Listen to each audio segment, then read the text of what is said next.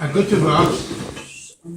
Today, since it was Shabbos Mevorchim, of course the previous Rebbe asked that one should say the whole of Tehillim on Shabbos Mevorchim for every month.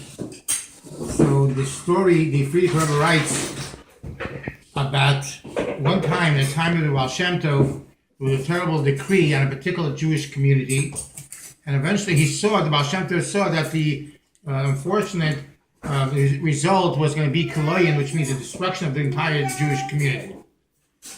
And the Baal Shem Tov called together his colleagues, his friends who were hidden tzaddikim. One of them's name was Rabbi Avram, the other one was named Reb Kos. And he sat together as a quorum of the minyan to try to figure out what can we do to help and save the situation. And in this meeting with them, he had what's called Aliyas HaNeshama. He elevated up on high to the heavenly courts, and going from place to place, trying to find out what he can do, what support he can get to resolve this decree.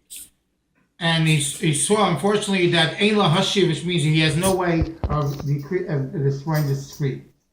And he eventually went down from the Shemayim through various chambers to come down to the earth. And when he went through the various chambers, he noticed there was one room that was very, very lit up. And he asked around, what's giving this tremendous light in this particular chamber, this room? And they told him this is the room that it belongs to a Jewish person who is living on earth not far from you or in a certain place. And because he says Tehillim 5 times a day, he's constantly saying Tehillim when he works, whatever he's doing, he's always saying Tehillim.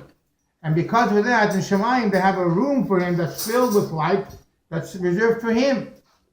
So he noticed that this is something very, very special. So he decided he's going to go down and find this Jew. Obviously, this Jew has a lot of power. And he eventually found this Jew, and he asked him, he was a very simpleton Jew. He didn't learn anything. He just was saying Tehillim all the time when he worked.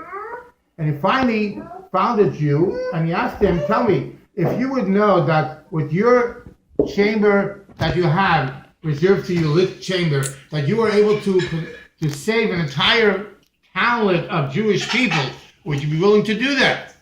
So the person didn't believe that he even has a part in Gan Eden. So he said, listen, if I do have anything, I'm willing to give my share away to save the Jewish community. And so it happened that the Jewish community was completely saved. The power of Tehillim.